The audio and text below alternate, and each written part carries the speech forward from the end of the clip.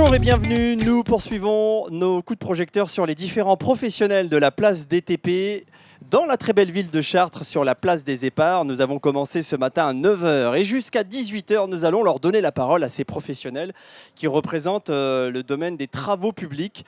Les travaux publics en long, en large et en travers, cette tournée régionale qui a commencé lundi à Orléans et qui s'achèvera le 13 octobre prochain à Châteauroux. Donc aujourd'hui, nous sommes à Chartres. Lundi, nous serons à Blois. Nous vous attendrons mercredi à Bourges. Et puis, effectivement, nous terminerons vendredi prochain, donc dans une semaine tout pile, à Châteauroux, très exactement. Une initiative de la Fédération régionale des travaux publics pour parler école, formation, professionnelle, démonstration, répondre à vos questions, prendre des CV éventuellement, vous proposer des réorientations professionnelles dans une filière qui recrute, une filière dynamique qui ne cesse d'innover depuis plusieurs années.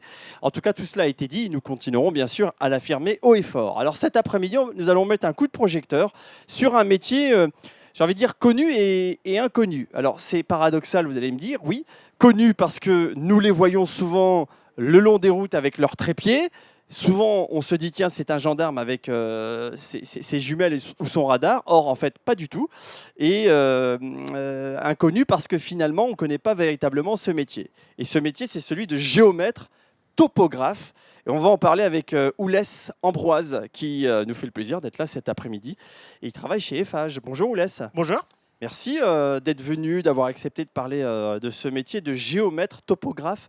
Alors je dis pour rire, souvent vous associez aux gendarmes avec les radars portatifs. C'est pas du tout ça. Hein. Pas du tout. C'est quoi le métier de géomètre topographe, Oulès? Alors, le métier de géomètre topographe, c'est de mesurer, de sortir mes appareils pour pouvoir mesurer et de faire des plans avec. Puis après, de faire des projets à partir de ces plans-là, pour pouvoir réaliser des travaux. Alors, quand vous m'avez dit j'interviens en amont, j'interviens pendant le chantier. Exactement. Et après, alors en amont, ça se traduit par quoi et comment? Alors du coup, par exemple, on va prendre une situation. C'est par exemple la ville de Chartres a besoin de refaire la place des Éparts. Moi, je vais venir d'abord pour faire un levé de toute la zone pour pouvoir dessiner un plan de toute la zone. Ensuite, il y a un projet qui sera fait à partir de ça. Et ce projet-là, ça sera à moi de l'adapter pour qu'il soit réalisable et de prendre en compte toutes les contraintes pour pas qu'il y ait de problème avant et après les travaux. Donc la ville, par exemple, de Chartres dit nous, on veut réaménager la place des Éparts. Voilà.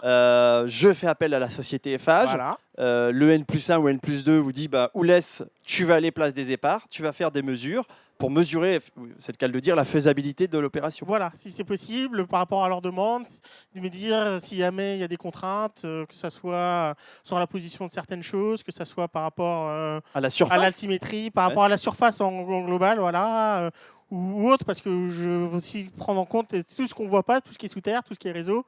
Mais ça, comment pardon pour la question un peu naïve, mais comment vous pouvez le savoir, puisque par définition, c'est invisible. Il y a plusieurs solutions. Alors, normalement, il y a ce qu'on appelle la DICT. Donc la DICT, c'est quelque chose qui... DICT. Voilà, DICT, c'est une grande base de données où tous les fournisseurs de réseau ont intégré leur plan dedans. Donc du coup, à certaines précisions. Donc du coup, moi, mon but, ça va être de reporter ces réseaux sur le plan. D'accord, on sait ce qu'il y a en dessous. Voilà. Ils savent les concessionnaires savent ce qu'ils ont en dessous. Si EDF, demain, on leur demande ce qu'il y a sur la place des Éparts, ils sont capables de fournir un plan rapidement avec ce qu'il y a en dessous. Et vous en aurez besoin. Donc. Voilà, nous, on en aura besoin. Et puis après, on va prendre en compte de toutes les contraintes parce que la mairie, peut-être qu'elle veut refaire la surface, mais peut-être qu'elle veut aussi ramener des réseaux, peut-être qu'elle veut améliorer Chartres en lumière en ramenant des spots. Et donc, du coup, ça va être à moi de prendre en compte tout ça et faire en sorte que ça soit réalisable. Donc ça, c'est en amont. Et pendant le chantier, vous continuez à intervenir? Voilà, pendant le chantier, je vais continuer à intervenir parce que du coup, ça se trouve, il y a besoin de précision sur les choses. Donc, du coup, je vais venir pour implanter... Par exemple, imaginons, je trace une route, il y a une route qui va être faite. Moi, je vais venir pour que le chef de chantier sache où est la route exactement. Donc, moi, je vais lui implanter. Un marquage au sol, quoi, c'est ça? Voilà, pas un marquage au sol, vraiment un traçage plutôt. Un traçage, voilà. d'accord. Parce que le marquage, qu'on ne confond pas avec la signalisation, mais oui, un traçage pour qu'il puisse se repérer et puisse faire ses travaux comme il faut. Donc ça va être pendant. Voilà. Et l'après-chantier, on se dit, le chantier est terminé, ça y est, c'est... Mon but, ça sera de faire un plan des travaux qu'on a réalisés. Donc une espèce de bilan? Voilà, c'est un bilan.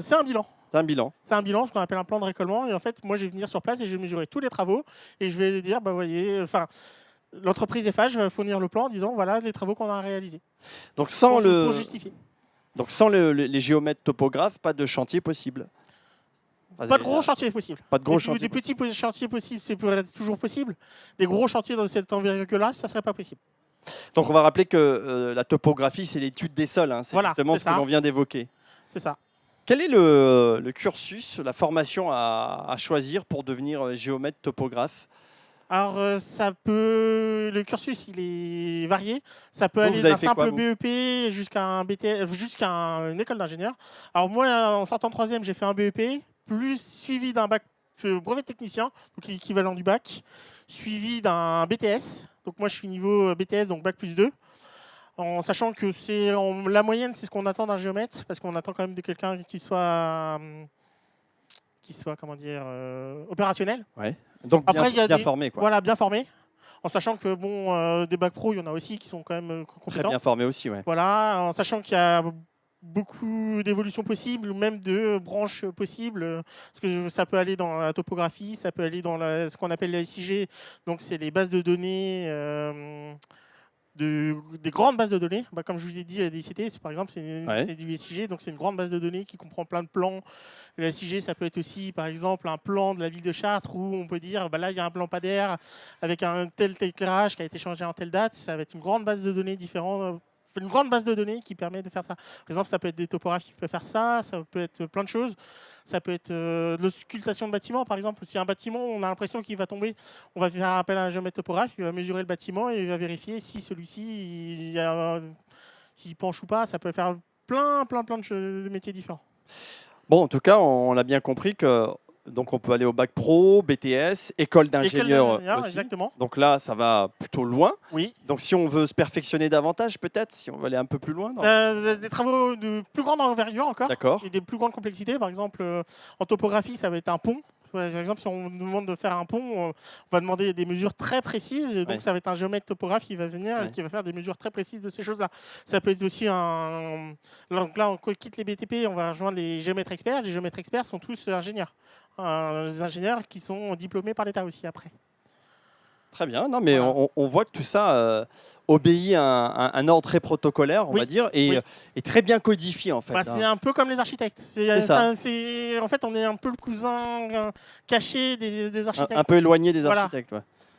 Est-ce qu'on recrute aujourd'hui dans les grosses sociétés, alors type Eiffage ou autres, on recherche des géomètres topographes, beaucoup? Oui. En plus, ce qu'il faut savoir, c'est qu'il n'y a pas que dans le BTP, il n'y a pas que les géomètres experts. Par exemple, à la SNCF, ils ont des géomètres topographes. Ils ont dans tous les concessionnaires, RDF et compagnie.